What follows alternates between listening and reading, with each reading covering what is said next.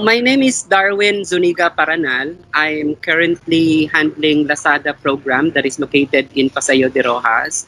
I am the director of operations in there and at the same time site director that oversee the entire organization for Paseo.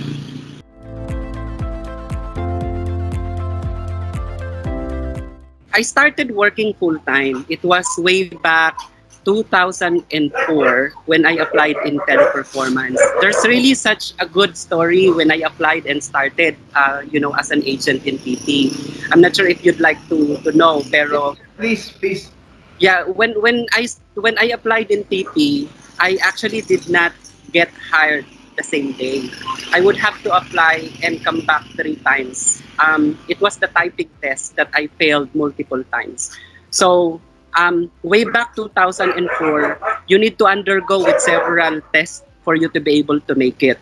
First one is an initial interview, then you need to take typing test, then you have a written exam, and there is a final interview that you need to do. So all of those stages I passed. The last part that I didn't pass was the typing test. I was born in 1979, and during my time kasi, computer is not that very well known yet, no? And 2000, year of 2000 to 2004, that's already the boom of the internet and the technology. And being part of the 1979 born baby, it's hard for me to adjust to that kind of technology. So I wasn't able to really pass the 25 words per minute when I applied the first time.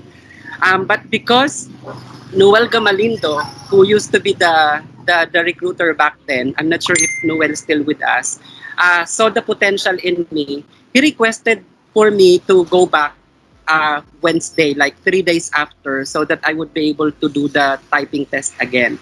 So when I came back, I I I was really ready because what I did was I hired a computer shop. I went to a computer shop.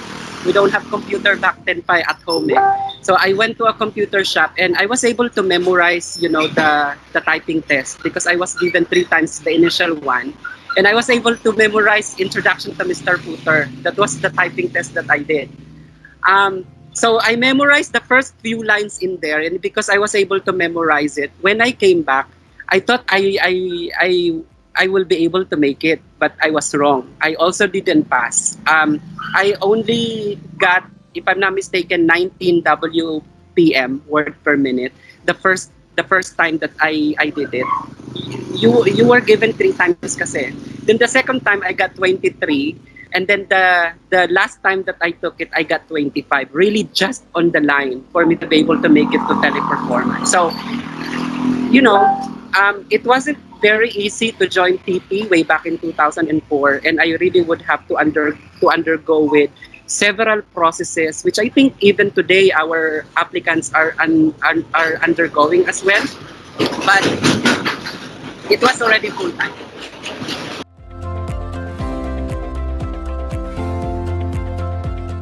After graduation from college, it wasn't. I actually worked in Goldilocks as a reservation officer.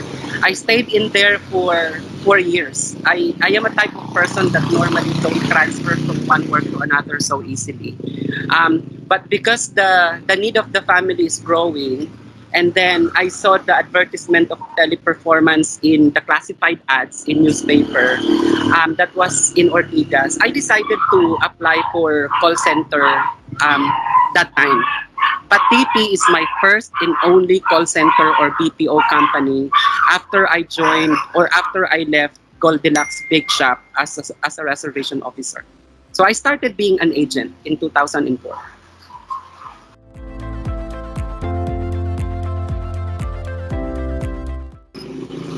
Nothing. I think everything that I have experienced in teleperformance are worth it. You will never be able to be who you are today without going through pains and happiness, no? And my experiences with TP is not very easy. Of course, you will experience some bumps along the road and at the same time some challenges, but it's really just a matter of you being able to learn from every mistake that you have encountered. So If there are things that I regret or any things that I will change, I really cannot think of anything. It's because all of those are, part of who I am today and really have helped me to become a better person.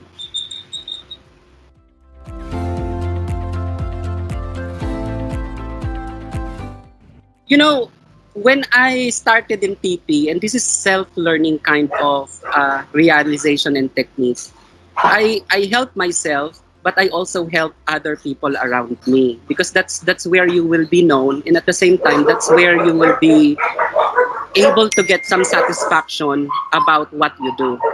When you join TP kasi or any kind of organization, though there are trainers and there will be supervisors that will help you, helping yourself when you have free time to learn more is something that will help you to become better and to grow. Um, though we have several tools available, what I do whenever I face an issue or anything that I don't know, I ask for help. So don't think negative, don't think negatively, and don't feel so bad about yourself when you don't know the answer and if you are asking for help. Asking for help absolutely will help you to be able to really conquer the issues and the problem. And that's what I've done when I was an agent. And even up to today, when I don't know what to do being a director, I always ask for help to my VP or to Ritesh or to anyone that I think have enough experience that would be able to solve the problem. So first, ask for help. Second, invest time to learn.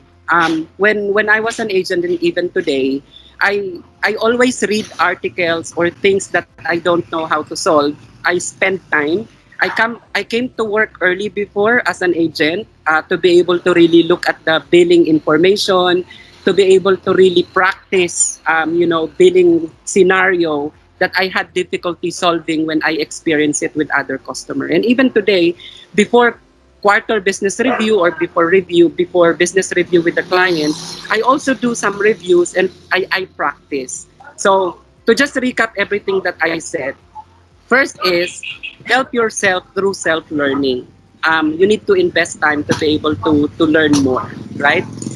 And then second is ask for help when you don't know what to do and when you need it. Walang kawalan sa prinsipyo mo yan when you are asking for help. That's going to make you very successful. And then of course, lastly, you have to have self-determination. Um, Life will never be easy wherever you go. Even if you work in other industry, you will always face challenges. And when you face the challenges, never give up and be determined to be able to overcome it. That's it.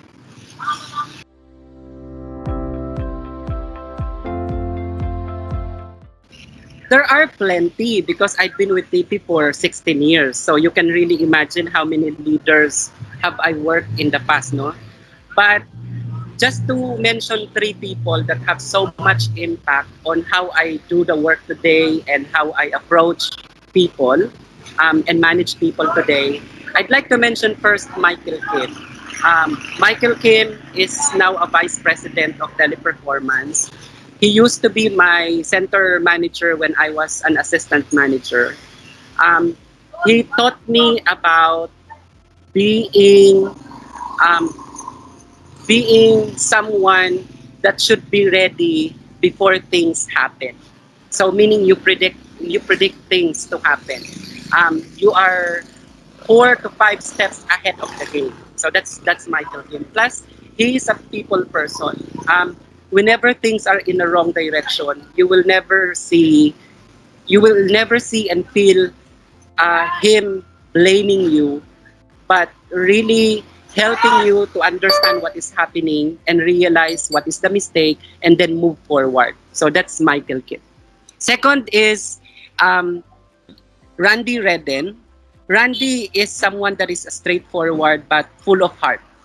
If you know Randy Redden, you probably got scared with him because he's very tall guy, with loud voice, very intelligent and straightforward.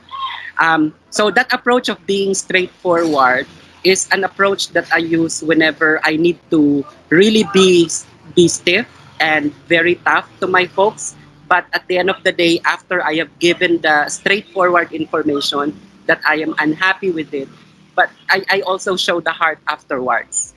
So that's Randy. Lastly is Mitch Loveland. Mitch is the one that really taught me on a people management perspective, because I don't know if you guys are aware, but I think I have this image in the past where people get scared of me because of the combination of the Randy's approach and Michael's approach on the RCA perspective, right? And sometimes people will misinterpret what you do when you don't know how to balance is execution and people, right? And it was Mitch who inspired me to really be soft on a people perspective. Mitch, there's a line that Mitch have told me that until today I'm always using whenever I face an issue. What she said was, there's no one reported to work to intentionally create a mistake. So whenever there is an issue, making the environment more pressured or adding up to the pressured environment would just make it worse. So always remember that people don't intentionally want to create mistake, right? And that's always the first thing I am thinking of whenever nowadays I handle an issue, so that I can still stay calm, and I can be someone that can be supportive, and someone that can push people on the right direction, instead of someone that would pressure them, and someone that would bring more pressure on the environment, because it will never help. Adding problem to another problem would not resolve the problem. That's the summary of what I learned from Mitch.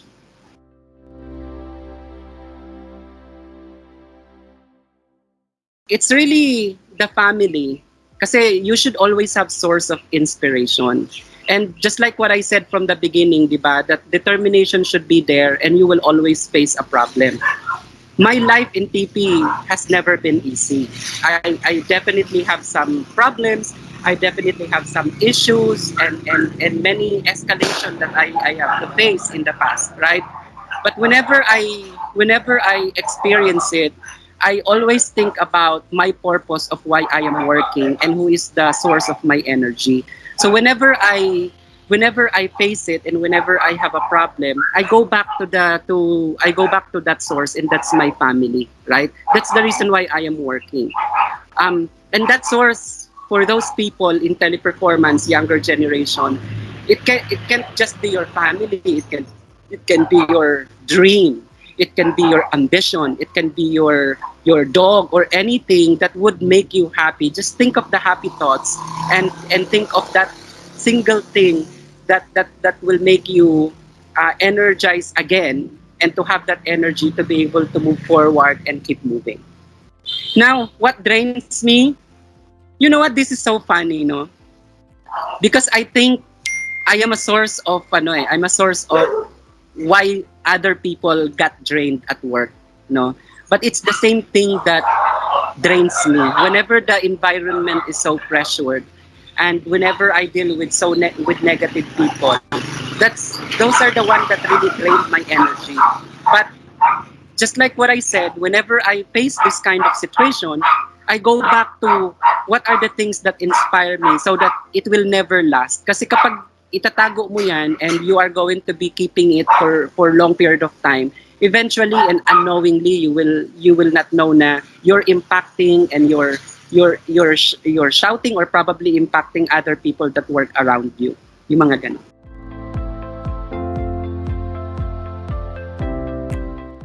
I really love doing parang vlogging ba tawag doon, na that generations are doing.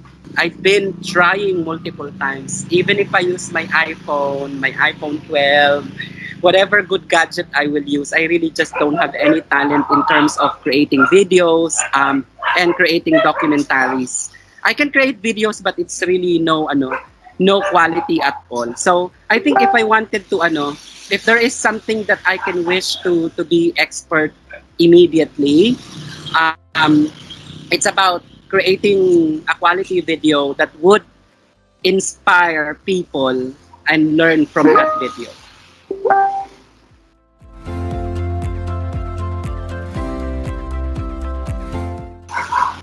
I would say evolution.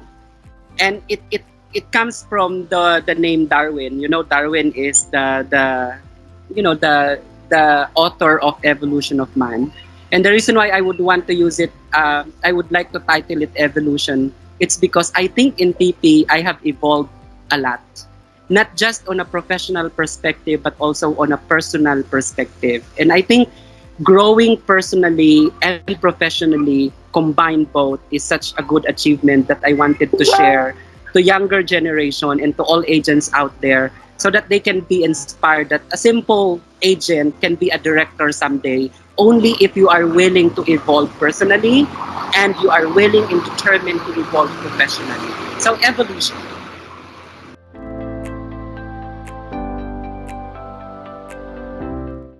You know, it was the town hall where I cried in 2020. I'm not sure if you were there.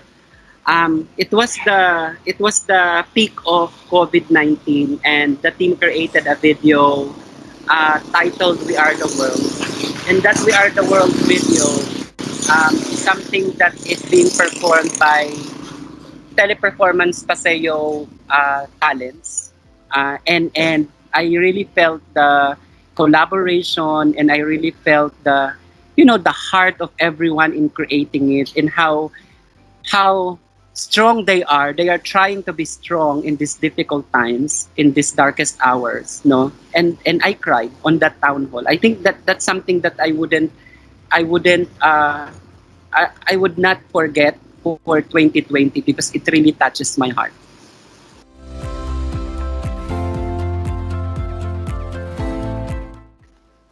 I have this monster image from my previous accounts that I have handled in TP.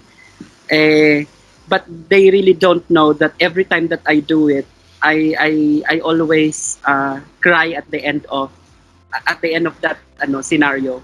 But I don't show it to people because I don't like people to see that I am not strong, right? So I think I'm strong outside, but I am soft inside.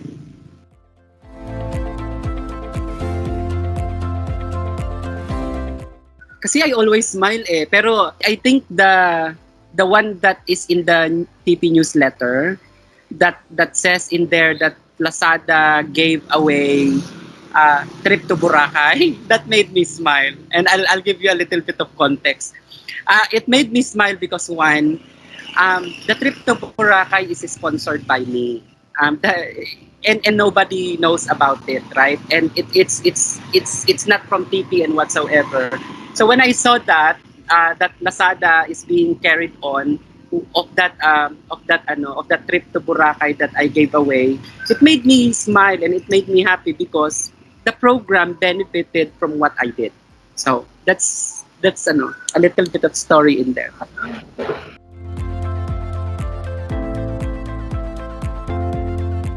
Impulsive kasi ko eh, and I don't know if that impulsiveness will be gone. There are times kasi that when you are impulsive, you will only feel the consequence after things happen, no? And I'm trying to always be thinking and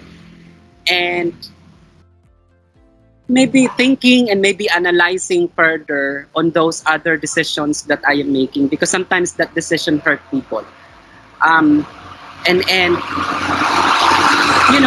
when you hurt when you hurt them kasi it's going to be lamat na forever. So I'm not sure if that answers the question, but it's really about impulsiveness that I am trying not to do again, but I don't know if I can ever do that kasi talagang nasa nature ko na yung mabilis akong mag-decide, and sometimes that quick decision is resulting you to hurting people.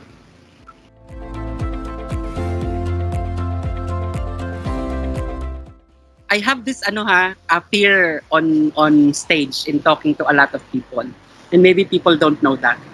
And I don't know if you will believe, but every time that there is there is this parang event that I will need to talk. I really do not like to volunteer or be called on that time on be called to speak in front of many people. It's because I have this fear of committing mistake, and that fear of committing mistake sometimes, um, when you have that kasi, you will be thinking of what you need to say. You will be thinking about whether what you will say is right, that people will talk about you, etc., etc. Um, so that's why when you told me that there is an interview, I don't like you to give me any piece of paper. It's because I will have a tendency to practice, and I have a tendency to actually, to be able to role play on what I will answer. And when I do that, it becomes not so natural. Um, so that's one that probably you guys would need to know, that I have fear of talking in front of many people.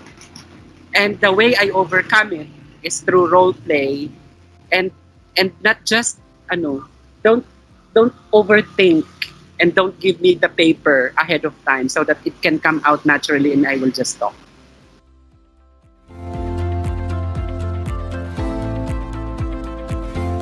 I'm good in operations, and that can be the reason why I've been in operations 16 years. I'm not sure if the question is related to work, but I'm really good on that. But maybe on a personal aspect, people don't know that I'm also good in terms of cake decoration. Um, I because I work in Goldilocks, diba? Every time that there is a birthday, it's personalized cake that we do. But I don't bake, ha. It's just the design and the concept that I can make, not really the baking, etc. So I'm good in cake decoration, like party cakes, like 3 layers, mga ganyan. I can give you so many designs.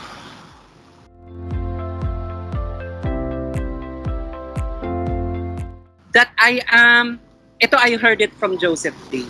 And I'm always, when I heard it, I I always wanted to make sure that that expectation or compliment will always be sustained. What he told me was, um, I am not worried with Lazada. It's because you're handling it, even if it is just yourself, without me or anyone else, right? Like you can really run operations and organization even without VP around you.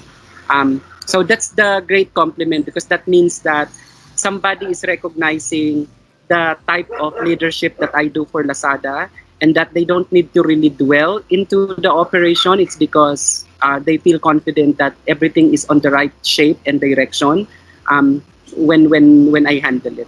So that's something that I will never forget under Joseph.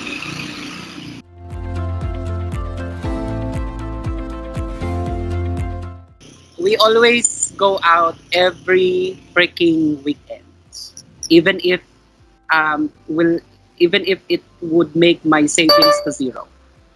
Um, you know, people get burned out kasi. And in BPO industry where things change so constantly and quickly, you really need to find some avenue for you to release some stress so that you can always be re-energized. So me and my family, in exception to 2020 because we're locked down, no? Now that travel is now allowed, we now go out. But this time we are extra cautious because of COVID, no? But what I do to release some stress is that we go on swimming and we go out every day. Especially when you live in Antipolo area, you have like ilog that you can just swim anytime for free. There's also falls where you can go for free. So that's the perk of living in a province.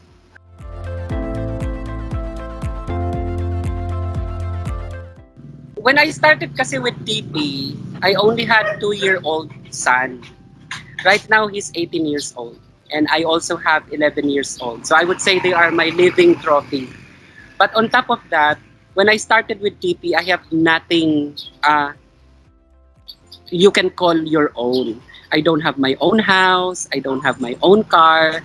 But through determination and that promotion that I get with teleperformance, working with teleperformance, I was able to invest and be able to have my own houses. So I was able to buy my first house in 2009, and that is where I'm exactly living now. And I'd like to show you where it is. So this is my house now, right? Oh, see? Oh, pang mayaman, di ba? Joke. But when I started with TP, I really don't have anything that I own other than syempre yung family ko, which is ano yan, lifetime na pag-aari mo. But in terms of investment and anything that you can call your own, I don't have it.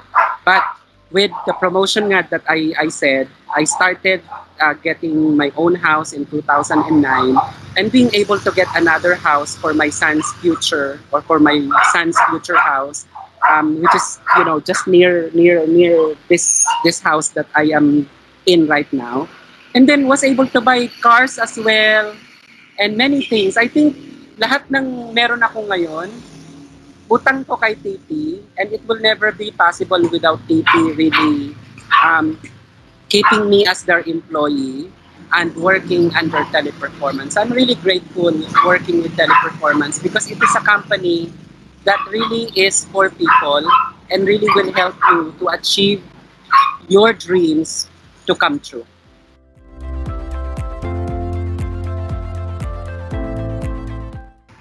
For Barangay Hanep, I think we are Hanep for many reasons. And Hanep stands for so many things that would inspire younger generation, especially for those that just joined Teleperformance, that they don't know that career in TP is absolutely possible. I'm a living testimony that once you do what is right and you help yourself to learn and be determined to achieve what you wanted to achieve, growth is really possible, right? And that will become yung hanep. And being part of hanep means that you have this motivation, that you are extraordinary person, and you are talented individual that can shine in the future. So always believe in yourself and never ever doubt your capability. No one would love you so much other than yourself. So keep moving and keep fighting. Yes, that's my message.